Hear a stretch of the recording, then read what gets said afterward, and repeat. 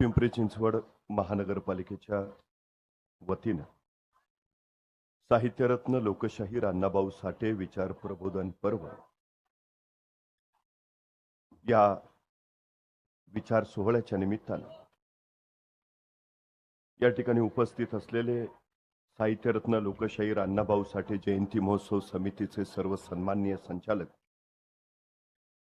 महानगरपालिकेचे सन्माननीय प्रफुल्लजी पुराणिक आणि समोर उपस्थित असलेले आपण सर्व, कागदावर आडवं लिहिलं की कथा होते आणि उभं लिहिलं की कविता, पण जे काळजातून येते आणि काळजाला भिडते ते साहित्य.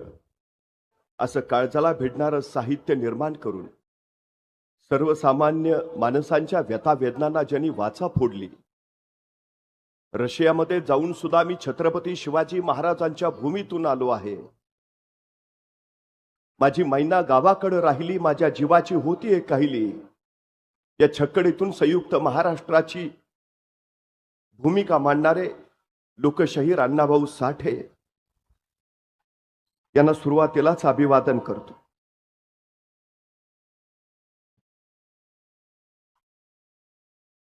परवा भर पावसामध्ये नवरा बायको आणि त्यांचा छोटासा मुलगा एका हिरो होंडा गाडीवरनं रस्त्यानं निघाले होते.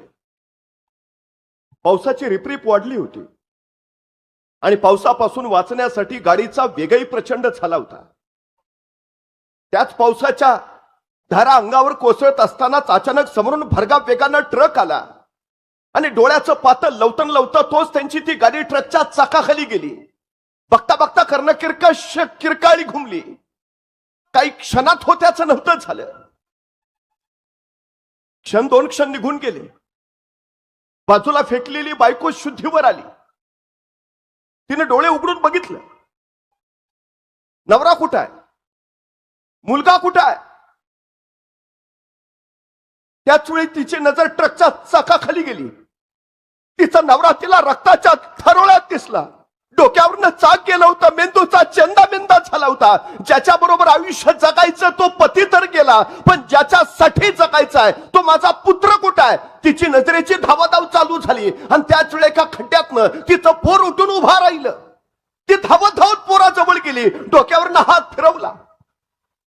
पती तर गेला होता, पण पुत्र पोर बोलायची जीव घेणी धडपड.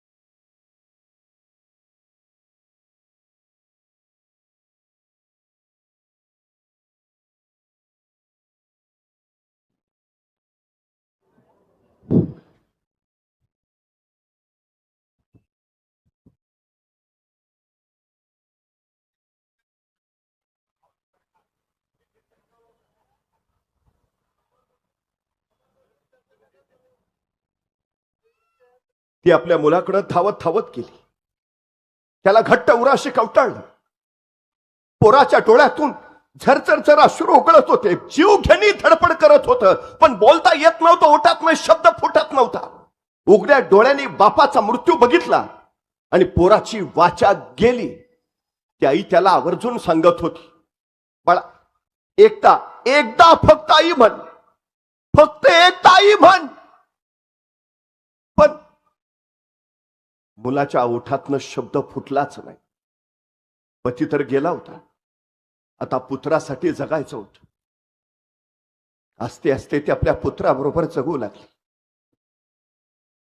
मुलाच्या शाळेचं स्नेहसंमेलन होतं. आई मुलाला घेऊन त्या स्नेहसंमेलनाला गेली. रंगमंचावर एक एक कार्यक्रम चालू झाला. एक एक उपक्रम बाजूला झाला आणि अचानक रंगमंचावर एक ऐतिहासिक दृश्य दिसलं. मावळे हातामध्ये तलवारी घेऊन आले होते. बघता बघता हर हर महादेवची किलकारी घुमली. ते समोरचं दृश्य बघितलं आणि पोरग सावरून बसलं. अचानक तानाजी आला. आधी लगीन कोण झाल्याचं पोराच्या मुठ्या वेळा गेल्या आणि त्याच वेळी रणशिंग फुंकला गेला आणि छत्रपती शिवाजी महाराज मंचावर आले आणि जीव उठकटून ते पोर उरलाई. ते बघ शिवाजी महाराज. सगळं सभागृह शांत झालं आणि त्या स्मशान शांततेला छेदत एका माऊलीच्या रडण्याचा आवाज सगळ्या सभागृहामध्ये रेंगाळला. माणसं मानवा वळवळून बघायला लागली. माऊली का रडताय, का रडताय? आणि ती आई सांगत राहिली, माझं पोर गेली 9 वर्ष बोलत नव्हतं. माझ्या पोराची वाचा 9 वर्ष झाली गेली होती. 9 वर्ष त्याच्या पुढे टाहो फोडत होते. एकदा इमान, फक्त एकदा. पण 9 वर्षात पोराच्या ओठातनं शब्द फुटला नाही. पण आज त्यांनी मंचावर छत्रपती शिवाजी महाराज बघितले आणि माझ्या मुलाला बोलता आलं. माझं पोर बोलू लागलं.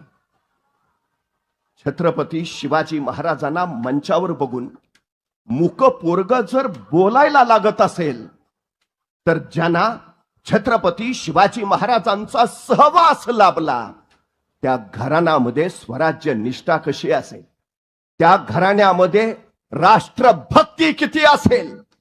छत्रपती शिवाजी महाराजांनी ज्यांचा पराक्रम बघून पुरंदर किल्ल्याच्या रक्षणाची जबाबदारी सोपवली आणि ते पराक्रमी कार्य बघून ज्यांना राऊत ही पदवी दिली ते पुरंदर शेजारच्या पेठगावचं साळवे घराणं तशाच देशभक्तीनं ओथंबलेलं होतं.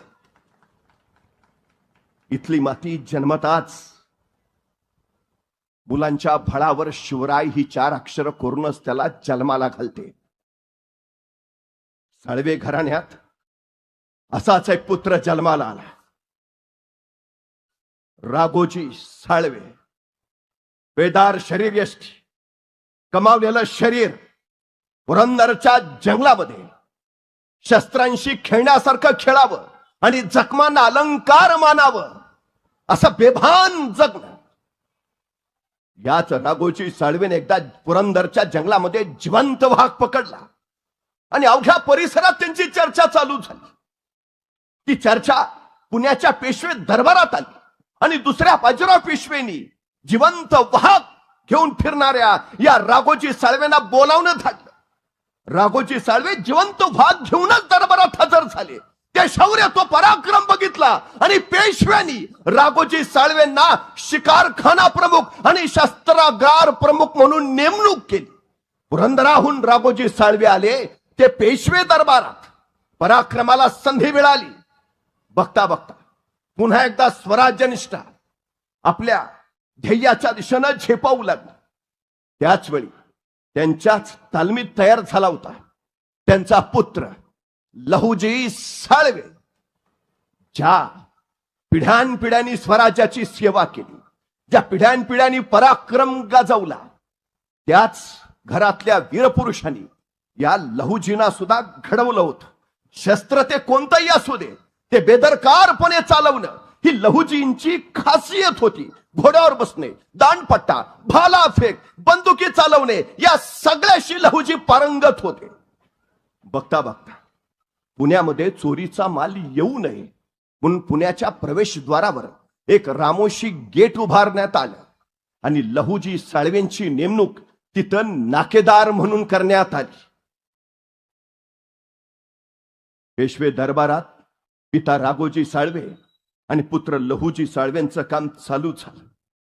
शौर्याचा, पराक्रमाचा नवा आयाम निर्माण होऊ लागला.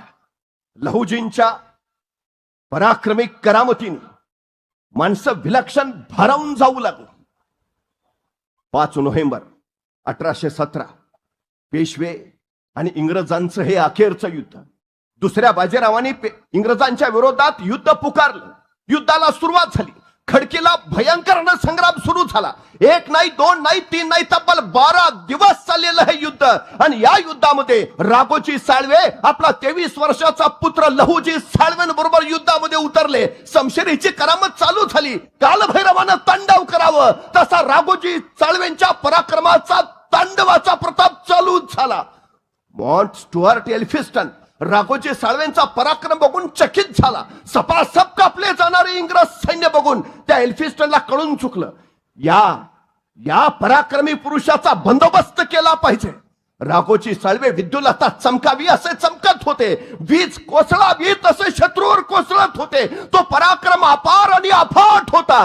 पण त्याच वेळी एल्फिस्टन एका इंग्रज सैनिकाला इशारत केली आणि लांबवरून लढत्या राघोजींवर बंदुकीचा नेम धरला गेला. गोळी सुटली आणि तिने अचूक वेध घेतला. राघोजी कोसळले आणि त्याच वेळी श्वापद अंगावर झडप घालावी तशी इंग्रजी सैनिकांनी राघोजींवर झडप घातली. बंदुकीच्या दस्त्याने त्यांच्यावर वार केले. विटंबना. 23 वर्षाचे लहुज उघड्या डोळ्याने पाहत होते. झेपावल्या चित्त्यासारखे ते झेपावले गेले. पण तोपर्यंत राघोजी साळवे नापरतीच्या मोहिमेवर चालते झाले होते. 12 दिवसाचं युद्ध संपलं. 17 नोव्हेंबर 1817 पेशव्यांचा पराभव झाला. शनिवार वाड्यावरचं हिंदवी स्वराज्याचं भगवा निशाण खाली उतरवलं गेलं आणि इंग्रजांचा युनियन जॅक तिथं चढला. 23 वर्षाचे लहुजी डोळ्यातून ठिणग्या बाहेर टाकत संतापानं शिवशिवत होते. ज्या ठिकाणी राघोजी साळवेंनी देह ठेवला त्याच ठिकाणी त्यांची समाधी करून त्यांना श्रद्धांजली अर्पण करताना शनिवार वाड्यावर फडकणाऱ्या युनियन जॅककडे बघत लहुजी साळवे कडाडले. आता जगेन देशासाठी आणि मरेन देशासाठी. जोपर्यंत या शनिवार वाड्यावर भगवान निशाण फडकावत नाही तोपर्यंत स्वस्थ बसणार नाही. ही कडकडीत प्रतिज्ञा होती. पण या कडकडीत प्रतिज्ञेमाग ठोस विचार होता. स्पष्ट भूमिका होती. समोर येणारी संकट, समोर येणारी वादळ झेलायची तयारी होती. लहुजी साळवेंनी ब्रह्मचर्य स्वीकारलं. भावनिक आणि प्रपंचवादात न अडकता राष्ट्रसेवा करायची आहे हे त्यांनी पक्क ठरवलं. पण ज्यांच्या साम्राज्यावरनं सूर्य कधी मावळत नाही त्या जगावर राज्य करणाऱ्या इंग्रजांचा पराभव करणं एवढं सोपं नव्हतं. लहुजी साळवेंनी विचार केला. इंग्रजांचा पराभव करायचा असेल तर सशस्त्र क्रांतिकारकांची फौज उभारली पाहिजे. विचार पक्का झाला. कृतीचं पाऊल पडलं आणि पुण्याच्या रास्ता पेठेमध्ये तालीम, युद्ध, शास्त्र, कला, कौशल्य प्रशिक्षण केंद्र उभारलं. या प्रशिक्षण केंद्राचं उद्घाटन नाना रास्ते या सरदारांच्या हस्ते झालं. आता या तालिमीमध्ये येणाऱ्या प्रत्येकाला शस्त्रांचं शिक्षण दिलं जाऊ लागलं. मल्ल विद्या शिकवली जाऊ लागली. घोड्यावर चढणं उतरणं या सगळ्या युद्धशास्त्राच्या कला तिथं लहुजी साळवे शिकवू लागले. मुळात ते या सगळ्यामध्ये विलक्षण पारंगत होते. तोंडात हत्यार धरून पाठीनं भिंत कशी चढायची हे लहुजी साळवेंकडून शिकावं. दोन्ही हातात पट्टे घेऊन माणसांच्या गरड्यावरनं उड्डाण करून पुढे कसं जायचं हे लहुजी बाबांनी दाखवावं. पाण्यात महापुरात उड्या मारून गायब होत अचानक कसं उगवावं हे लहुजी साळवेंनी दाखवावं. त्यांच्या या विलक्षण शौर्याच्या करामती त्यांच्या शिष्यांना घडवत निघाल्या. पण एक गोष्ट निश्चित होती. शरीरबळ असणारी सगळीच माणसं शौर्यशाली असतात असं नव्हे. शरीरबळाबरोबर मनोबळ असणं सुद्धा तितकंच महत्वाचं. जगेन तर देशासाठी, मरेन तर देशासाठी ही लहुजी साळवेंची प्रतिज्ञा होती. ती या मातीत उगवलेल्या प्रत्येकाची प्रतिज्ञा व्हायला हवी होती. ज्या तीव्रतेने लहुजी पेटून उठले होते त्याच तीव्रतेने इथला प्रत्येक जण पेटून उठला हवा होता. फक्त लष्करी शिक्षण नव्हे, त्याच्या मनात विचारांची पेरणी करायचं काम सुद्धा लहुजी वस्ताद साळवे यांनी सुरू केलं. पराभव पहिल्यांदा रणात होत नाही, पराभव पहिल्यांदा मनात होतो. जी माणसं मनानं पराभूत असतात रणात जिंकूच शकत नाहीत, आणि जी माणसं मनानं जिंकलेली असतात रणात पराभूतच होत नाहीत. रण कुठलंही असो, ते जिंकायचं असेल तर मन जिंकणं महत्वाचं. लहुजी वस्ताद साळवे यांनी त्या तालमीत येणाऱ्या प्रत्येकाचं मन घडवायला सुरुवात केली. त्यांच्या मनामध्ये स्वातंत्र्याच्या ठिणग्या पेरायला सुरुवात केली, आणि त्या ठिणग्यांनी बघता बघता मशालीचं रूप घेतलं. आज ना उद्या त्याचा वनवा होईल आणि इंग्रजांना खाक करून टाकेल याचा लहुजी वस्तादांना विश्वास होता. काम सुरू झालं, विलक्षण वेगात काम सुरू झालं. खरं तर एक गोष्ट आपण लक्षात घेतली पाहिजे, प्रचंड शरीरबळ असणारी माणसं सुद्धा पराभूत होतात ज्यावेळी ती मानसिक दृष्ट्या खचलेली असतात. स्वतःवर विश्वास निर्माण होणं ही जिंकण्याची पहिली पायरी आहे. लहुजी वस्ताद आपल्या तालमीत येणाऱ्या प्रत्येकाला सांगत होते, तुझा आधी स्वतःवर विश्वास हवा, मग तुझ्यावर जगाचा विश्वास बसेल. हा विश्वास फार महत्वाचा आहे. भीती विश्वासा अभावी निर्माण होते, आणि भिनारी माणसं पराक्रम गाजवू शकत नाहीत, हे पहिलं लक्षात असू द्या. विश्वास, त्याच्यातून बिलीव्ह सिस्टीम तयार होते. या बिलीव्ह सिस्टीम मधनं ऍटिट्यूड तयार होतो. ही अलीकडची शास्त्राची भाषा आहे, पण 150 वर्षापूर्वी हे सगळं लहुजी वस्तादाने आपल्या तालमीत करून घेतलं होतं. ऍटिट्यूड, दूरदृष्टी, तुमचा दृष्टिकोन कसा आहे याच्यावर ठरता तुम्ही यशस्वी व्हाल की अयशस्वी व्हाल. आता या दृष्टिकोनाचे 4 प्रकार पडतात. ऍटिट्यूड, त्याचा पहिला प्रकार आहे झिरो ऍटिट्यूड. झिरो ऍटिट्यूड या प्रकाराची माणसं खतरनाक असतात, भयानक. म्हणजे ह्यांना काही सांगा, ह्यांचं उत्तर ठरलेलं असतं, नाही जमणार. काही सांगा यांना, यांचं ठरलेलं नाही, जमणारच नाही.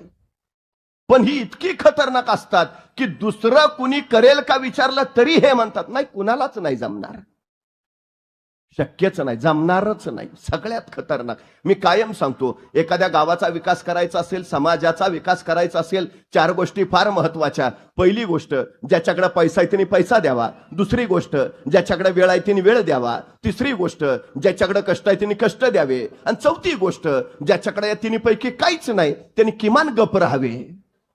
अडचण पहिल्या तिघांची नसते, वळवळ ज्याच्याकडे काय नाही त्याची जास्त. चळवळ मोडीत काढायला कायम पुढे हे झिरो ऍटिट्यूड. आता याच्यातला दुसरा प्रकार आहे लोअर ऍटिट्यूड. ही माणसं पण खतरनाक. म्हणजे ह्यांनाही जर विचारलं तर ह्यांचं उत्तर ठरलेलं असतं, नाही मला नाही जमणार, मला जमणारच नाही. पण ह्यांचं एक बरं आहे, ही म्हणतात तुला जमेल, तू कर. म्हणजे एखाद्याला म्हटलं ना, चल ना जरा पैसा विसा कमवू, मर्सिडीज घेऊ, ते म्हणतो मला नाही जमणार, पण तू घे मर्सिडीज, मी बसेन तुझ्या गाडीत, तू घे, मला नाही जमणार.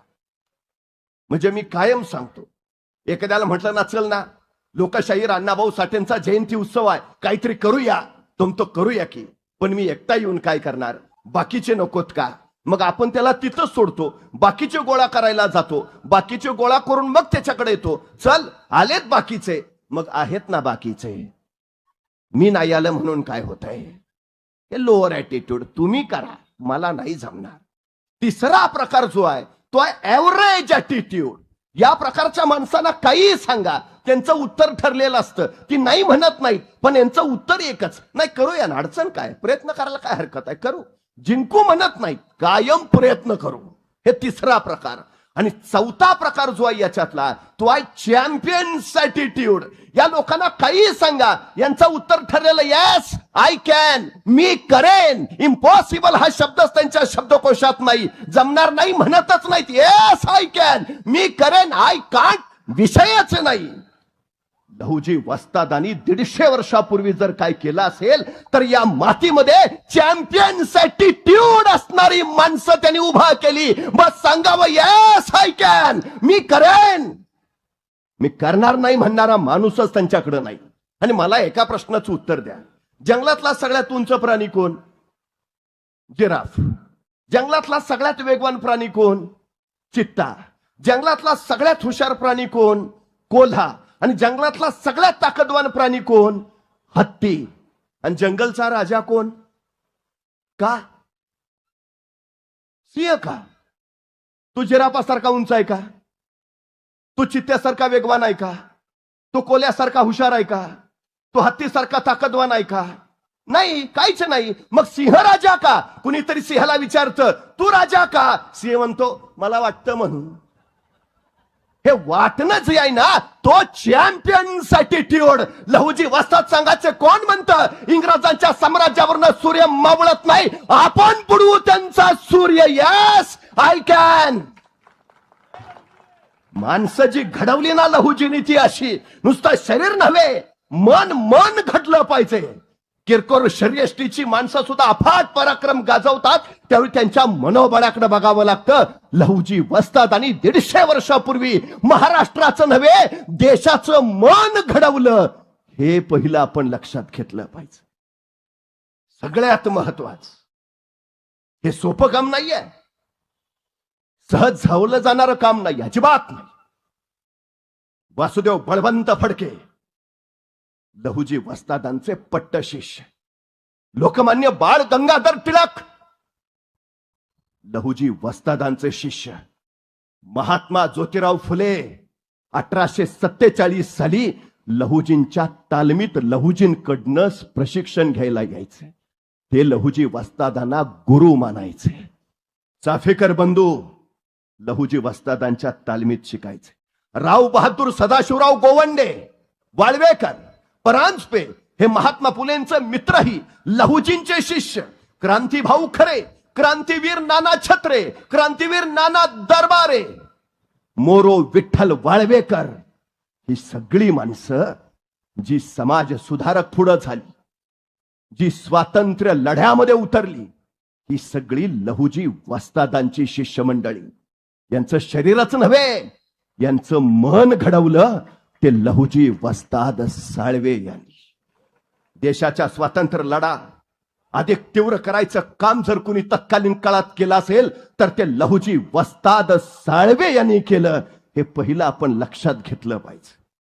रास्ता पेठेमध्ये त्यांनी त्यांचा आखाडा उभारला, पण त्याच वेळी गुप्त प्रशिक्षणासाठी गुलटेकडीच्या दाट जंगलात निर्जन ठिकाणी त्यांनी शस्त्रांचं शिक्षण देण्याची कार्यशाळा सुद्धा सुरू केली.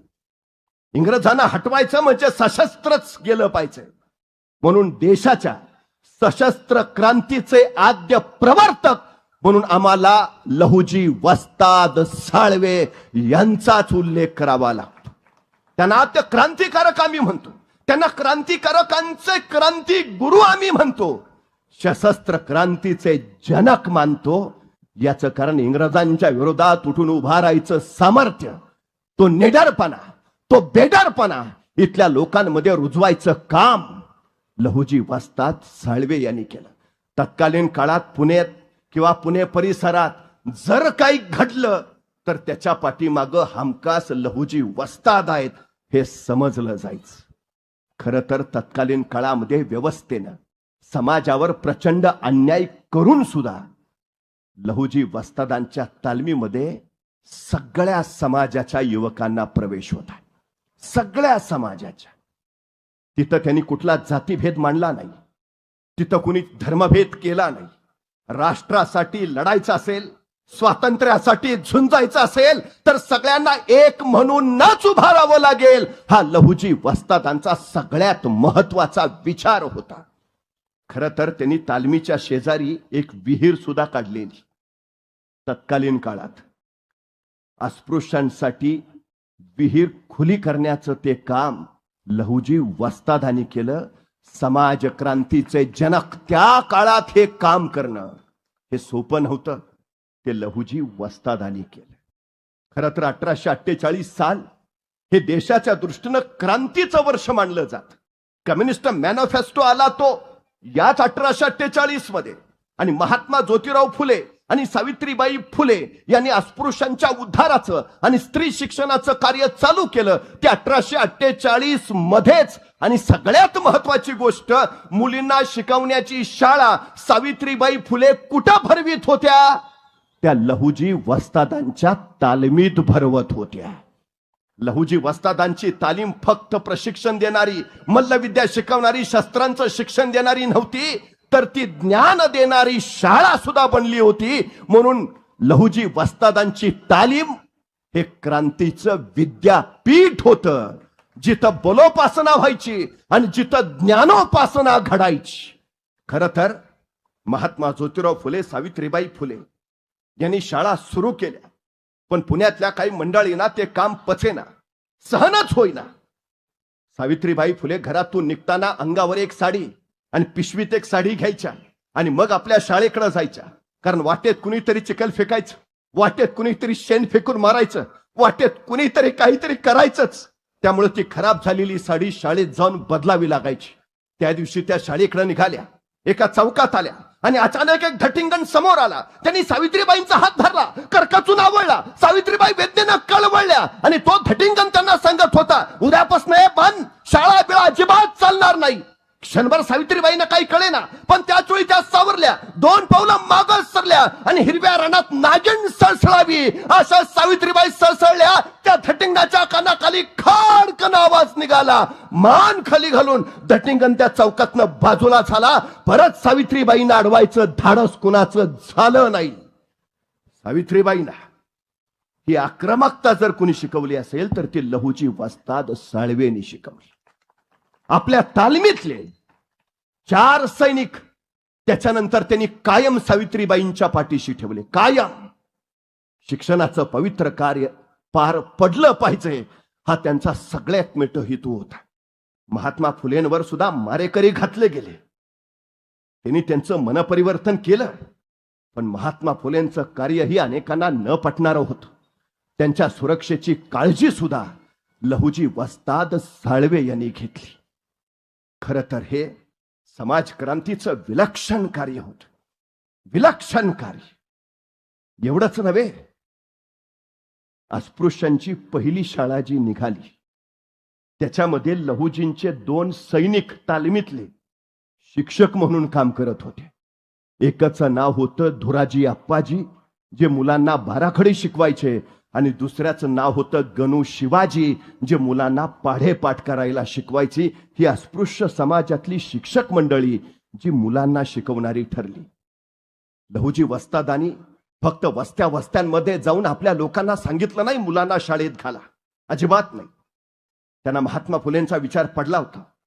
विद्येविना मती गेली, मती विना नीती गेली, नीती विना गती गेली, गती विना वित्त गेले, वित्ताविना क्षुद्र खचले. एवढे सगळे अनर्थ एका अविद्येनं केले. गाव कुसाबाहेरच्या वस्त्यांमध्ये ही विद्या नावाची गंगा प्रवाहित झाली पाहिजे. त्याशिवाय उन्नती नाही, त्याशिवाय परिवर्तन नाही आणि त्याशिवाय विकास नाही, हे निरक्षर असणारे लहुजी वस्ताद आपल्या वस्तीमधल्या प्रत्येकाला सांगत होते. प्रत्येक मुलाच्या पालकांना सांगायचे, मुलगा असो मुलगी शाळेत घाल.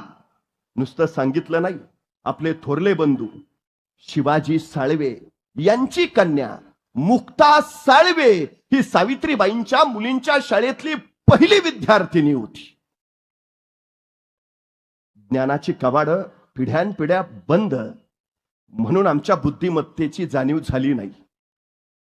पण मुक्ता शिकायला लागली आणि वयाच्या 14व्या वर्षी मुक्ता साळवेनी मांग महारांच्या दुःखाविषयीचा निबंध, हा निबंध लिहिला जो अजरामर ठरला. आज 150 वर्ष उलटून गेली त्या घटनेला, पण आजही मुक्ता साळवेंनी लिहिलेला तो विचार आजही आम्हाला तितकाच भावतो आणि तितकाच या समाजाची व्यथा मांडतो. आद्य दलित लेखिका म्हणून मुक्ता साळवे आज लोकमानसांसमोर आहेत. पण त्यांना आद्य लेखिका बनवायचं कार्य जर कुणी केलं असेल तर ते सावित्रीमाई फुले आणि लहुजी वस्ताद साळवे यांनी. त्या मुक्ता साळवेंचा 14व्या वर्षी लिहिलेला निबंध शिक्षण खात्याला इतका भावला की त्या निबंधाचं इंग्रजी भाषांतर करून त्यांनी इंग्लंडच्या राणीला पाठवला. त्या काळात एखाद्या मुलीचा निबंध इंग्लंडच्या राणीला जातो, ती बुद्धिमत्ता मुक्ता साळवेंची होती. काय विलक्षण असेल. आमच्या मुलांकडे बुद्धी नाही, प्रतिभा नाही, शक्ती नाही, सगळं आहे, फक्त संधी मिळायला हवी. हा लहुजी वस्तादांचा सगळ्यात मोठा विचार होता. आणि गावोगावी फिरून वस्त्यामध्ये फिरून त्यांनी मुलं गोळा केली आणि महात्मा फुले, सावित्रीबाई फुलेंच्या शाळेमध्ये ती मुलं घातली.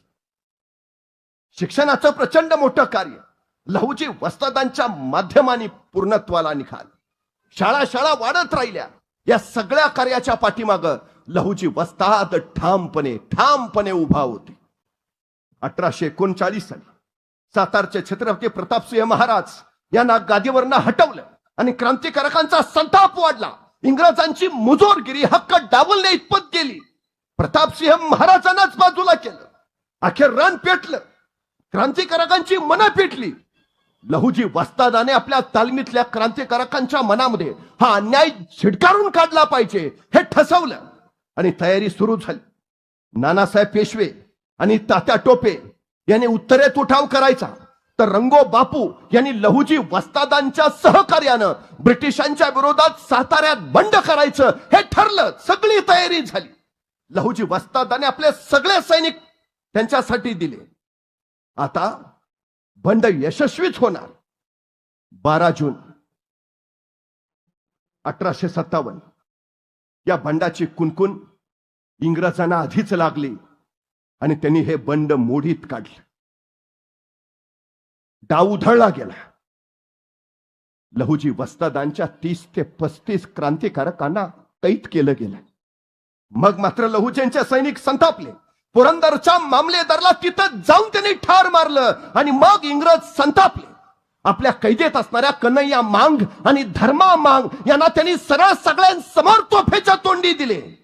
उरलेल्या असंख्य सैनिकांना त्यांनी फासावर चढवले. क्रांतिकार्य सुरूच राहिलं, नव्हे ते अधिकाधिक झेपावत राहिलं. पण त्याच वेळी इंग्रजांना संशय आला. 1857च्या बंडातही लहुजी वस्तादाने आपले सगळे सैनिक नव्हे तर शस्त्र सुद्धा पुरवली होती. संपूर्ण देशभर जिथं क्रांतिकारी चळवळी चालायच्या त्या सगळ्यांच्या पाठीमागं लहुजी वस्ताद होते. अहो, 1826 साली इंग्रजांच्या विरोधात युद्ध पुकारणारे उमाजी नाईक यांना राजा म्हणून घोषित करायचं काम केलं ते लहुजी वस्तादांनी. तत्कालीन काळामध्ये सत्तू नाईक नावाचा दरोडेखोर होता. लहुजी वस्तादांनी त्याला सांगितलं, उमाजी नाईकांचं काम देशासाठी चाललंय, तू उमाजी नाईकांच्या सोबत राहा. सत्तू नाईकांनी दरोडेखोरी सोडली आणि उमाजी नाईकांच्या पाठीशी ठामपणे उभा राहिला. उमाजी नाईकांच्या पाठीशी बळ उभा करायचं कामही लहुजी वस्ताद यांनीच केलं. बंड 1857 असू द्या किंवा उमाजी नाईकांचं किंवा सातारचं, या सगळ्याच्या पाठीमागं लहुजी वस्ताद होते. खरं तर इंग्रजांना हळूहळू संशय येऊ लागला होता. हे कुणीतरी करताय, या सगळ्याच्या पाठीमागं कुणीतरी आहे. आणि लहुजी वस्तादांवर मग पाळत ठेवली जाऊ लागली. लहुजींच्या लक्षात आलं पोलिसांचा ससेमिरा चुकावा म्हणून त्यांनी पुणे सोडलं आणि ते बैराग्याच्या वेशात भ्रमंती करत राहिले. त्यांचे सगळे सैनिक, कुणी पोतराज बनायचं, कुणी ज्योतिषी बनायचं, कुणी फकीर बनायचं, पण पोलीस स्टेशनच्या बाहेर थांबायचं आणि पोलीस स्टेशन मधला हाल हवाल सगळ्या बातम्या लहुजी वस्तादांपर्यंत पोहोचवायचं. याच दरम्यान लहुजी वस्तादांनी कृष्णा खोरे, वारणा खोरे, पालीचा डोंगर, सातारा आणि पन्हाळा या भागामध्ये प्रशिक्षण केंद्र उभारली. संपूर्ण महाराष्ट्रभर इंग्रजांच्या विरोधात सशस्त्र सैन्य तयार करायचं काम लहुजी वस्तादांनी चालू केलं. या सगळ्यांना सशस्त्र केल्याशिवाय, त्यांच्या मनगटात बळ आल्याशिवाय इंग्रजांच्या विरोधात हा लढा उभा राहणार नाही याची जाणीव लहुजींना होती. आपला प्रत्येक क्षण देशासाठी, आपला प्रत्येक क्षण देशसेवेसाठी मनात अंगार धुमसत राहावा, तसा लहुजींच्या मनात तो विचार धुमसत राहायचा. या इंग्रजांचा युनियन जॅक खाली उतरवेन तेव्हा शांत बसेन. शिवछत्रपतींचा भगवा पुन्हा या आसमानात डवलानं फडकला पाहिजे. हे सारं त्यासाठी होत. असंख्य माणसं जोडली, असंख्य माणसं इंग्रजांच्या विरोधात उतरवली, असंख्य ठिकाणी झुंजी झाल्या, असंख्य लढाया. लहुजी वस्ताद या साऱ्यांसाठी झुंजत होते. वासुदेव बळवंत फडके 1880 साली त्यांनी बंडाची तयारी केली. रामोशी गट जेवढे होते तेवढे सगळे लहुजी वस्तादांनी वासुदेव बळवंत फडकेंच्या मागे उभा केले. याच वासुदेव बळवंत फडकेंनी सदाशिव पेठेमध्ये एक तालीम उभा केली. खरं तर नरसोबाच्या देवळाच्या आवारामध्ये तिथल्या लोकांनाही शिक्षणाचं, शस्त्राचं शिक्षण, प्रशिक्षण द्यायचं. मग सदाशिव पेठेतली तालीम असू द्या किंवा नरसोबाच्या देवळाचं आवार असू द्या, इथं शिक्षण द्यायला जायचंय ते लहुजी वस्ताद. या प्रत्येकाची मनगट बलदंड करण्याबरोबर मन बलवान केली ती या वस्तादानीच. बघता बघता सोहो बाजूला रान पेटलं होतं. इंग्रजांच्या विरोधात विखार पसरला जात होता. इंग्रजांच्या विरोधात यशाची कमान पेटवत लहुजी वस्तादांचं काम पुढं निघालं होतं. पण त्याच वेळी वासुदेव बळवंत फडके देवर नावडगाव नावाच्या गावी ते पकडले गेले. त्यांच्यावर राजद्रोहाचा खटला भरण्यात आला. दिवस होता 20 जुलै 1879. लहुजी वस्तादांना हे कळालं आणि ते अंतर्मनातनं कोसळले. वासुदेव बळवंत फडके त्यांचे पट्टशिष्य होते. एक हिरा असा तयार केला होता. महात्मा ज्योतिराव फुले त्यांना दांडपट्टा लहुजींनी असा शिकवला की महात्मा फुले कधी दांडपट्टा फिरवायला लागले तर लोकांची झुंबड उडायची. दांडपट्टा फिरवताना पाहावं ते महात्मा फुलेना. हे शिकवलं होतं लहुजी वस्तादांनी. पण वासुदेव बळवंत फडके कैद झाले. एडनच्या तुरुंगामध्ये त्यांना ठेवण्यात आले. लहुजी वस्तादांनी प्रचंड प्रयत्न केले त्यांना सोडवण्याचा, पण दुर्दैवानं ते शक्य झालं नाही. अखेर त्या प्रयत्नातच संगमपुऱ्यातल्या झोपडीवाजा घरामध्ये 17 फेब्रुवारी 1881 लहुजी वस्तादांनी अखेरचा श्वास घेतला. 1794 ते 1881 87 वर्ष हा माणूस फक्त देशासाठी श्वास घेत राहिला, फक्त देशासाठी जगत राहिला, देशासाठीच आपलं आयुष्य समर्पित करत राहिला. दुर्दैवाने ज्यांनी लोकमान्य टिळकांना शिक्षण दिलं, ज्यांनी वासुदेव बळवंत फडकेंना घडवलं, ज्यांनी महात्मा फुलेंना दांडपट्टा शिकवला, अनेक क्रांतीवीर क्रांतिकारकांना ज्यांनी तयार केलं, त्या लहुजी वस्तादांचं जितकं हवं तेवढं इतिहासात मात्र स्थान दिलं गेलं नाही. जग बदलणारी, जग घडवणारी माणसं उद्याच्या पिढीपर्यंत पोचायला हवीत. ते उद्याच्या पिढीच्या काळजामध्ये उरायला हवीत.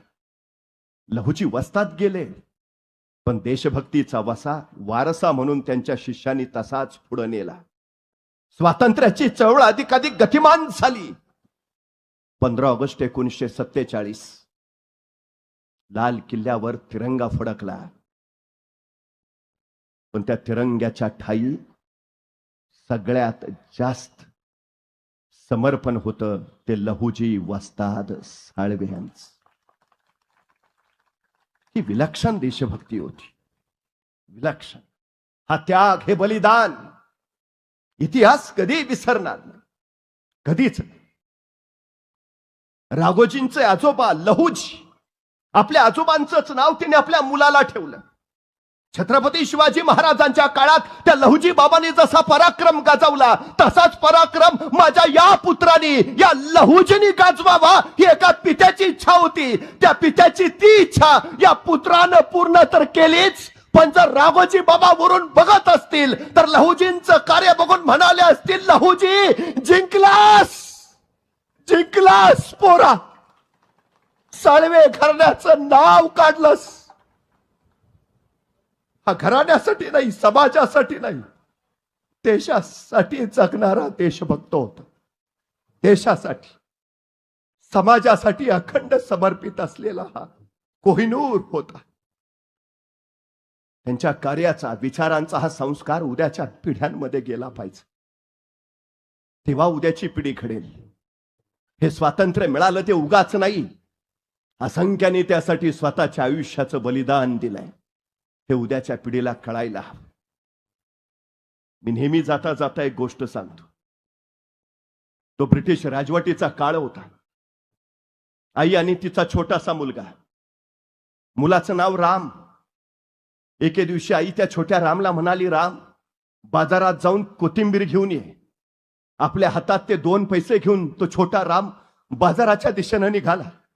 चौकापर्यंत आला आणि अचानक समोरचं दृश्य बघून थिजल्यासारखा उभा राहिला. त्याचं अवघं शरीर थरथरायला लागलं. समोर इथल्या रयतेला झाडाला बांधलं होतं आणि इंग्रज चाबकाचे फटकारे त्यांच्या पाठीवर ओढत होते. रक्ताच्या चिळकांड्या उडत होत्या. ते हाल, तो अन्याय, तो अत्याचार त्या छोट्या रामला पाहवला नाही. तिथंच पुतळ्यासारखा निश्चल उभा राहिला. काही क्षणानंतर भानावर आला आणि सरळ घरी परतला. आईनं विचारलं, राम, कोथिंबीर कुठं आहे? बाजारात गेला होतास ना? आणि राम म्हणाला, आई, गेलो होतो, पण तिथं त्या चौकात आपल्या रयतेला झाडाला बांधून इंग्रज त्यांना फटके देत होते. आई, रक्ताच्या चिळकांड्या, त्यांचा तो आक्रोश. राम, मग एवढं सगळं घडत होतं, त्यावेळी तू काय करत होतास? त्या रामला काही कळे ना. आई, मी एवढासा, मी काय करणार? मी काय करायला हवं ताई? आणि रामची आई म्हणाली, राम, धावून जायला हवं होतंस त्या इंग्रज अधिकाऱ्यावर. लक्षात ठेव, जिथं अन्याय अत्याचार होतो तिथं गप्प बसायचाच नसता. त्या छोट्याशा रामच्या मनात एक संस्कार आईनं पेरला. जिथं अन्याय अत्याचार होतो तिथं गप्प बसायचाच नसतं. 12 वर्षाच्या रामच्या मनात तो संस्कार पक्का कोरला. आठवडाभराचाच कालावधी असेल. आठवडाभरानंतर राम परत त्याच चौकाकडे निघाला होता.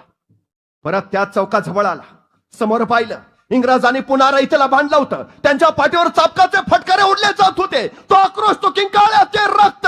आणि अचानक रामला आईचा संस्कार आठवला. जिथं अन्याय अत्याचार होतो गप्प बसायचंच नसतं. रामच्या मुठ्या वळल्या गेल्या. क्षणभर समोर दगड दिसला. उचलता येणार नाही एवढा दगड हातात घेतला आणि सरळ त्या अधिकाऱ्याच्या दिशेने भिरकावला. मस्तकावर दगड बसला, खोक पडली, भळभळ रक्त व्हायला लागलं. तो अधिकारी खाली पडला, पण थांबतोय तो राम कसला. जवळ गेला, पुन्हा दगड उचलला आणि सरळ त्याच्या मस्तक घातला. मेंदूचा चंदामेंदा झाला आणि त्या रक्ताकडे बघत तो राम म्हणाला, आईनं सांगितलंय मला, जिथं अन्याय अत्याचार होतो ना गप्प बसायचंच नसतं.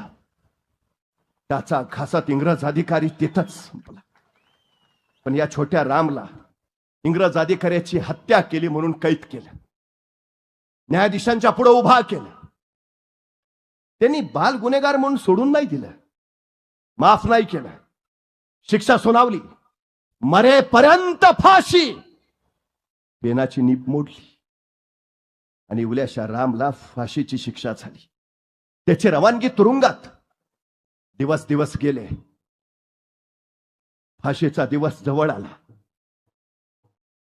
तुरुंग अधिकाऱ्यांना त्या छोट्याशा रामला विचारलं, राम, उद्या तुला फासावर द्यायचं आहे. मरण्यापूर्वी तुझी काही शेवटची इच्छा असेल तर सांग. आणि छोटासा राम म्हटला, माझी शेवटची इच्छा एकच, मरण्यापूर्वी माझ्या आईला फक्त मला एकदा भेटायचं, माझ्या आईला भेटायचं. तुरुंग अधिकाऱ्याने इच्छा मान्य केली. त्याच्या आईला बोलावणं धरलं आणि रामची आई रामला भेटायला तुरुंगात आली. पण रडत नाही आली, टाहो फोडत नाही आली, माथा पिटत नाही आली. माझा एकुलता पोर मरताय, फासावर जाताय म्हणून रडत नाही आली. अभिमानी उराण आली. देशासाठी निघाला पोर माझा. राम आईला बघितलं आणि सरळ धावत धावत आईच्या कुशीत शिरला. घट्ट आईला बिलगला, आई. आणि त्या रामच्या डोक्यावर हात ठेवत रामच्या आईनं विचारलं, राम का बोलावलंस, का बोलावलंस राम? आणि राम म्हणाला, आई उद्या मी मरणार आहे, उद्या मला फासावर देणार आहे. आई लहानपणापासून माझ्यावर रोज एक संस्कार करत आलीस. आई मरण्यापूर्वी तुझा एक शेवटचा संस्कार माझ्यावर व्हावा म्हणून बोलावलाय. करशील नाही एक संस्कार? आणि रामच्या आईनं आपला हात त्याच्या मस्तकावर घट्ट धरला आणि रामच्या आई म्हणाली, ऐक राम, शेवटचा संस्कार ऐक. मरते वेळी, फासावर जाते वेळी, राम तुझ्या डोळ्यातून अश्रूचा एक थेंबही नाही आला पाहिजे. राम तू रडला नाही पाहिजेस. आणि त्याच्या मस्तकावरचा हात बाजूला करून रामच्याही सरकन पाठ मुरीहून तरा तरा निघाली सुद्धा. काहीच अंतर गेली असेल, अचानक तिच्या कानावर रडण्याचा आवाज आला. तिनं मागं वळून बघितलं. रामच्या दोन्ही डोळ्यातनं अश्रू गळत होते. रामला हुंदका फुटला होता. ती आई संतापली, जवळ आली, सणकण रामला दिली. लाज वाटते, माझा पोर तुला म्हणायची. अरे आत्ता संस्कार केला होता, मरण्यापूर्वी तुझ्या डोळ्यातनं अश्रूचा एक थेंब नाही आला पाहिजे. तू रडला नाही पाहिजेस. 4 पावलं नाही गेली, रडायला लागलास. तसा राम आईच्या कुशीत घट्ट शिरला. आईला म्हणाला, आई फासावर जातोय म्हणून नाही रडत. आई मरणाची भीती वाटते म्हणून नाही रडत. आई रडतो एवढ्यासाठी की इतरांच्या आया त्यांच्या मुलांवर जगण्याचे संस्कार करतात. मला अशी आई भेटली जी माझ्यावर मरण्याचे संस्कार करते. आई त्या निर्मिकाला सांगत होतो, दिला असाच पुढचा जन्म तर याच आईला माझी आई म्हणून पाठव, याच आईला आई म्हणून पाठव. आई डोळ्यात पाणी आलं ना तुझ्या आठवणीनं, तुझ्या आठवणीनं, मरणाच्या भीतीनं नाही. रामच्या आईनं पोरला घट्ट उराशी कवटाळला आणि आई म्हणाली, धन्य झाली कुसुमाची. राम माझ्या कुशीत जन्माला आलास. लहुजी वस्तादानी अखेरचा श्वास घेतला. त्यावेळी भारत माता हेच म्हणाली असेल ना, धन्य झाली कुसुमाची. लहुजी तू माझ्या कुशीत जन्माला आलास. ज्यानं आपल्या भारत मातेसाठी अवघं आयुष्य समर्पित केलं, सशस्त्र क्रांतिकारकांची फौज उभा केली, या देशाला मुक्त करण्यासाठी, या देशाचं स्वातंत्र्य अबाधित ठेवण्यासाठी. अन्यायी व्यवस्था मोडीत काढून इथल्या प्रत्येकाला माणूस म्हणून अधिकार देण्यासाठी लहुजी वस्तादानी आम्हाला एक संदेश दिलाय. डॉक्टर बाबासाहेब आंबेडकरांनी आम्हाला सांगितलं, शिका, संघटित व्हा आणि संघर्ष करा. लहुजी वस्तादानी आम्हाला एक संदेश दिला, शिका, धीट व्हा आणि शोषणकर्त्या विरोधात लढा द्या. या 3 गोष्टी करणं म्हणजे खऱ्या अर्थानं लहुजींना आदरांजली वाहणं. शिका, धीट व्हा आणि शोषणकर्त्यांच्या विरोधात लढा द्या. लहुजींचं कार्य विचार म्हणून तुमच्या माझ्या जगण्यात उतरावं अशी अपेक्षा व्यक्त करतो. थांबतो.